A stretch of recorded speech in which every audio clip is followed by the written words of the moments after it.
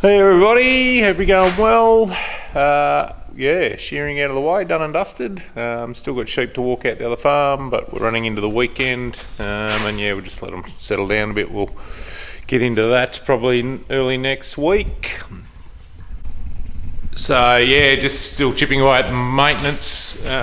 So this is, I'll just get back a bit, it's a bit hard to see. So this is our grain cart, we call chaser bin, but yeah, if you're in the States or somewhere like that, they call them I think a grain cart or something like that. So we actually built this bin for, I've given a bit of a rundown on this in the past. So just another quick one. It carries about 18 tonne of wheat and it's got a 22-inch auger. No floor auger, it's just what they sort of call a gravity bin. So direct drive, there's no actual gearbox or anything on the bottom of it. It's just got the PTO shaft runs from the tractor to the basically the bottom of the auger. Yeah, and then it's just got it's a bit hard to tell with the light, but yeah, just got a big chain and sprocket here on the base of the auger. Yeah, double chain, and yeah, out it goes. So we can unload this unloads about 2 minutes, the 18 tonne. So yeah, around that 9 tonne a minute. We just have to run the tractor at idle. We don't need to run it at speed. So, but yeah, we built this back in 2016, I think. Yeah, for about 30 grand. So, so yeah, we've just had it in the workshop here. Tony's been checking the wheel bearings, new chain and sprockets. New chain, sorry, no sprockets, and then a couple of bearings that were a bit suspect, and I think a new housing in behind the clutch there, and a new bit of rubber seal around where the two augers meet. So yeah, my job is, when we built the bin, we had a bigger tractor that had what they call a category 3 drawbar pin. So the two tractors we've got now, the two big main tractors we've got now, are only got what they call a category 2, so that's 1.5 inch pin. So what we've got is, we've got a little pin and a big hole. So what you get is, when that bin's full, you get a lot of slop back and forth on the drawbar of the tractor. So what we've got is, or what I'm going to do is, I've got this, I sort of call it a welding category ball, but that inner gold ball sort of will move within the silver bit. So what I'm going to do is just cut that hole out, drop that in there and weld that in there, and then essentially it does away with that slop. And yeah, just a bit nicer on the drawbar of the tractor. And yeah, so got the harvester in here as well. It's had all the oils done. Just got to put a couple of chains back in it, and the only other thing we've got to do is the bearings on the engine fan hub. So that's going to be a bit of mucking around. So, but once we get that done, yeah, the harvester's actually ready to go, which is good. Yeah, and then we've got the front for the windrower or swather, depending on which side of the country you're on or what part of the world you're in. We call it a windrower. I had just a bit of banter with a fella in Western Australia, was calling it a swather, but anyway. So yeah, got the front on it and got a couple of jobs to do on it, and yeah, get rid of these crop dividers, and we've got a vertical knife that goes on here, which you'll get to see in time. But the tractor itself, it's about ready to go. It's had all the oils changed in it, and I'm waiting on a mechanic, Macdon mechanic, to come, and he's, yeah, the air ride seat, the button to let the seat up and down, it's buggered, so we've actually got no air in the seat at the moment, and I think he's just going to give the machine a check over for us as well. So you know, a good day on it would nearly be ready to go to work as well. So we are starting to tick some of these jobs off. So Tony's here. We've just got the little yellow disc hooked on. He's just adjusting the scrapers on the discs on it, which I can show you later. We're going to start and work the rice ground up at the moment. We've just, all the sheep we've shorn, we've got them on that ground, and just getting them to, it has been sprayed, but just getting them to eat basically a flog it bare, so there's not as there's not much grass or veggie matter or that sort of stuff left on it. And then Brendan's away. He's had a couple of days off. So anyway, we'll get into this hitch, and hopefully in an hour or so we can get it done and it'll be knock off time. Alright, I've got the hole cut out and just got that tacked in there. I just sort of got a square along the bottom just so it's flat along the bottom when it sits on the bottom tongue of the tractor. So we'll just get a weld in there top and bottom, and what I wouldn't mind doing is drilling in from the side here and try and get into that ball and put a grease nipple in there so we can put a bit of grease on it, but we'll just see how we'll go. Get welded in first and see what it's like. So but yeah, that'll definitely going to take that slop out of it anyway, which will be what the sort of primary objective is.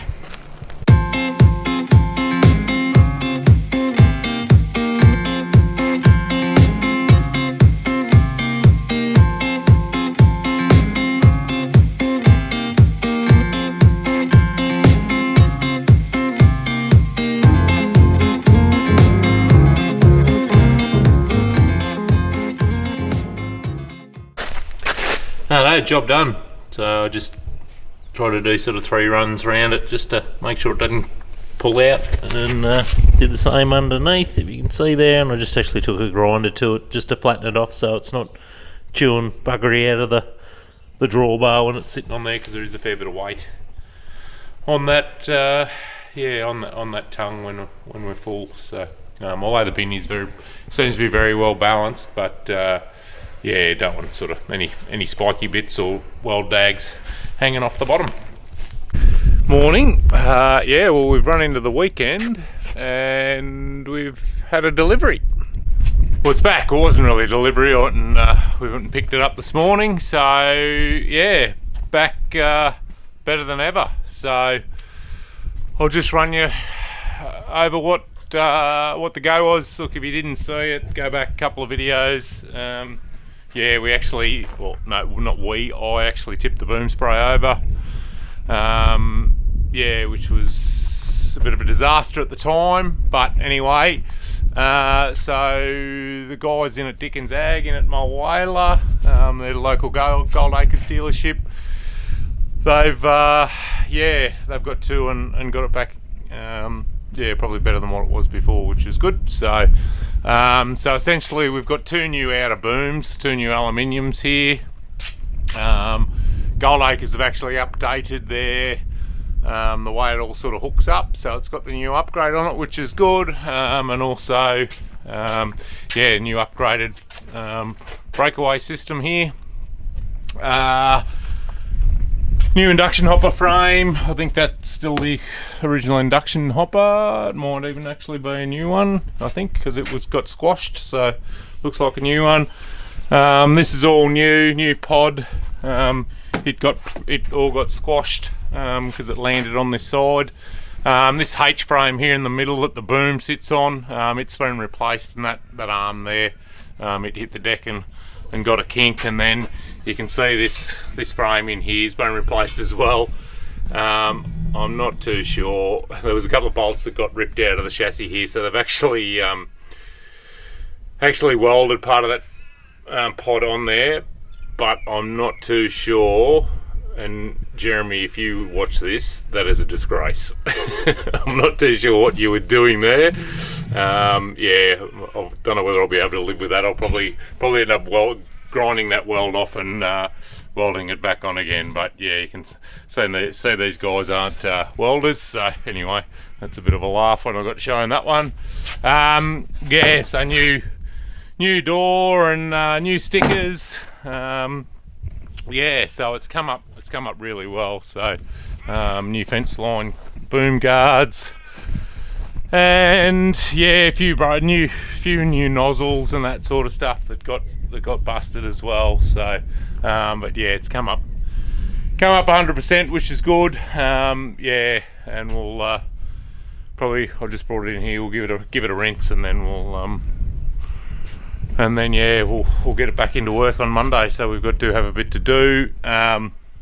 we've got a bit of contract spraying to do, so we'll get on and do that, get it out of the road, and then I'm actually going to put it on the Fendt, the 828, purely because we've got a bit of in-crop fungicide work to do, and the tyres on the Fendt are about half the width of what these ones are, so they're a 710, and I think the ones on the Fendt are a 520 or a 480 or something like that. So we're actually nearly, with these tyres, actually nearly knocking over 3 rows of crop. So yeah, we'll just we'll put it on the other tractor, and with the narrower spacings. I think I mentioned ages ago, we actually changed this boom spray over to Isobus, which is it's a universal system between makes and models. So what we can do is we don't need to shift any monitors or anything out of this tractor into the other tractor. We can just essentially plug and go. So I'm just waiting on a wiring loom for the other tractor, and then we're good to go. So it'll be here later on the week, which will work out fine because we can do this bit of contract spraying and then get organised. For doing the in-crop stuff.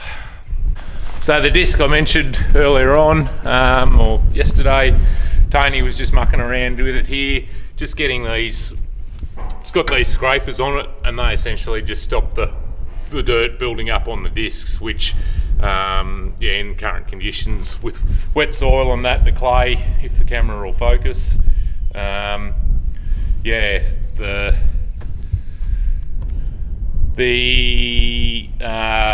it's better. The clay, the soil does tend to stick to the discs a bit, so we've got a couple here that are a bit broken and ratty, so we'll get it in the workshop on Monday and get them tidied up. But yeah, Tony just went along and adjusted them up, so they're a bit closer and do a job scraping. So plan is we've still got the ewes and that on the rice ground. Yeah, just trying to get them to graze it right back, so there's not that much grass and that sort of stuff left on it. And then Monday we'll start and disc that rice ground up and get it prepared. We'll walk those ewes back out to the other farm, and probably won't happen Monday, but Tuesday we'll get into we'll split them into their mobs again, and we'll get them back in the containment areas and get them fed up. We do still have a few properly lame ones, so yeah, I wouldn't mind just getting them through the footpath a little bit and just harden their feet up a little bit. It hasn't been raining a lot, but yeah, we just had one mob that was here at home seemed to be very lame for whatever reason. Anywho, that might do for this one. Thanks for watching, and we'll catch you on the next one.